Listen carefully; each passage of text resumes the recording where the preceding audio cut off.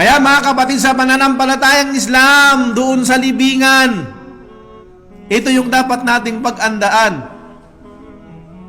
Bilang isang Muslim, bagong Muslim, matagal ng Muslim, o anumang klase ng Muslim, ang paghahandaan natin pag namatay tayo, yung tatlong katanungan sa libingan. Pag dumating na at nakabalik na ang iyong kaluluwa sa libingan, darating sa'yo, kapag umalis na yung lahat ng nakipaglibing sa'yo, mga kapatid mo, asawa mo, nanay mo, tatay mo, anak mo, pag nawala na dyan sa libingan, pinakahuling yapak na mararamdaman, ay darating na sa'yo yung dalawang anghel, mga kapatid sa Islam. At ang dalawang anghel na ito ay magtatanong sa iyo ng tatlong katanungan. Ang unang katanungan, sasabihin niya o sasabihin nila, Man Rabbuk? Ang pangalawa ay Madinuk. At ang pangatlo ay Man Nabiyuk. Itong tatlong katanungan ang dapat mong paghandaan sa iyong pagharap doon sa libingan, kapatid sa Islam. Ang unang tanong, Man Rabbuk? Sino ang iyong Panginoon? Dapat bawat Muslim, o dapat kapag ikaw ay Muslim, alam mo yung kasagutan. Pangalawa, Madinuk, ano ang iyong relihiyon? At ang pangatlo, Man Nabiyuk, sino ang iyong propeta? Ang isang Muslim ay madali niyang masasagot ito sapagkat siya ay may pananampalataya kay Allah subhanahu wa ta'ala. Kapag tinanong siya, Madinuk, Man Rabbuk, sino ang iyong Panginoon? Sasabihin niya, Rabbi Allah. Tandaan niyo yung sagot, mga kapatid sa Islam. Sasabihin, Rabbi Allah. Ang Panginoon ko ay si Allah subhanahu wa ta'ala. Pangalawa, Madinuk, ano ang iyong relihiyon? Ang sagot niya, Diniyal Islam. Ang relihiyon ko ay ang Islam. At ang pangatlo, Man Nabiyuk, Nabi Muhammad sallallahu alaihi wasallam. Sino ang iyong propeta? Ang propeta ko ay si propeta Muhammad sallallahu alaihi wasallam. Ito po yung katatlong katanungan, mga kapatid sa Islam. At simpleng-simple na madapat itong masagot ng isang mananampalataya. Walang mananampalatayang hindi niya ito masasagot. Ang isang taong tatanungin sa libingan na hindi mananampalataya, ang tatanungin sa kanya, pag sinabi sa kanya, Madinuk, o Man Rabbuk, sino ang iyong Panginoon? Sasabihin niya, Ha?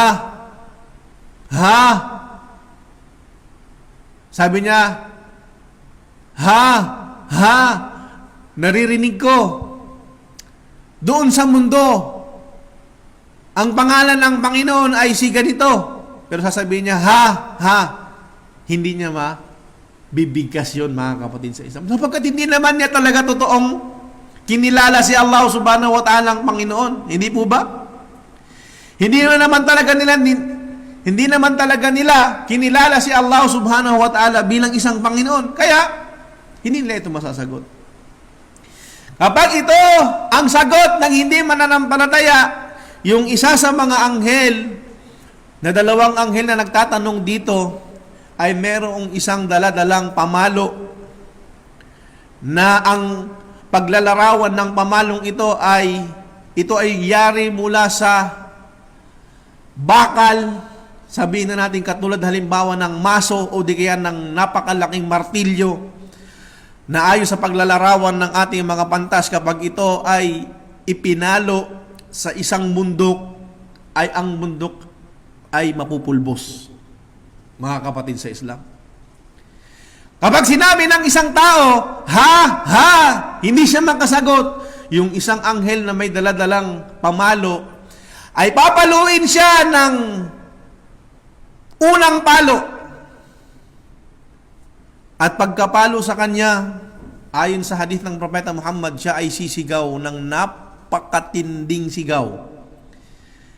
Matinding sigaw na naririnig o maririnig ng lahat ng nilikha ni Allah subhanahu wa ta'ala, illa thakalain. Naririnig ng lahat ng nilikha ni Allah ang iyong sigaw kapag pinalo ka ng pamalong ito. Maririnig ito ng lahat ng tao. Maliban sa dalawang nilikha ni Allah, yung thaqalain. Ano yung thaqalain? Al-ins wal jin. Yung tao at ang mga jin. Maliban sa tao at ang jin na nilikha ni Allah subhanahu wa ta'ala, lahat sila nakakarinig. Hayop, ibon, lahat ng nilikha ni Allah subhanahu wa ta'ala. Sapagkat ang ayon sa ating mga pantas, ito ay dahil sa habag ni Allah subhanahu wa ta'ala. Dahil alam nyo ba, ang isang palo at ang isang sigaw ng isang taong pinalo ng pamalong ito, kapag narinig ng tao o nirinig ng mga tao, ay sapat na sa kanila upang sila ay mamatay lahat. Isang sigaw lang, mga kapatid sa Islam. Kaya dahil sa awa ni Allah subhanahu wa ta'ala, hindi niya ito pinahintulutang marinig natin. Kaya makikita niyo minsan ang mga aso umuungol, nakikita niyo minsan yung mga hayop, kung ano-anong mga reaksyon na hindi naman dapat sa kanila. Maaaring sila ay nakakarinig ng mga parusa na ginagawa sa libingan, mga kapatid sa Islam. Kaya ito rin naman ay isa sa mga dapat ninyong tandaan kapag kayo ay namatay. Hindi kayo dapat ilibing o magpalibing sa libingan ng mga hindi Muslim sapagkat masalimuot ang buhay ng libingan nila. Nandyan ang samut-saring mga parusa ang ibibigay ni Allah subhanahu wa ta'ala sa libingan nila. Kaya paano ka papayag na ikaw ay lilibing doon sa kanilang libingan, mga kapatid sa Islam? Kaya dapat kapag namatay ka, o ngayon pa lang, dapat pinaghahandaan mo na ikaw ay hindi mailibing sa libingan ng mga hindi Muslim. Maatim mo ba yung parusang ginagawa dito at mararamdaman o di kaya binaparusahan sila ni Allah subhanahu wa ta'ala? Pagkatapos niyang sumigaw ng napakatinding sigaw, meron pang dalawang katanungang natitira. Siya ulit ay bubuhayin ni Allah at ibabalik sa dati niyang anyo para sa ikalawang katanungan. At sasabihin ulit sa kanya, ano ang iyong relihiyon? Pag sinabi niya, ha, papaluin ulit siya ng pamalong ito at sisigaw ulit siya ng napakatinding sigaw. At ang pangatlo, sino ang iyong propeta? Sasabihin na naman niya, ha, papaluin na naman siya, mga kapatid sa Islam. So ito yung tao sa kabilang buhay na hindi mananampalataya.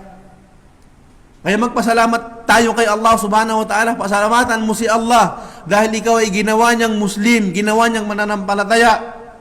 At alhamdulillah, itong mga bagay na ito ay sana'y hindi natin maranasan dyan sa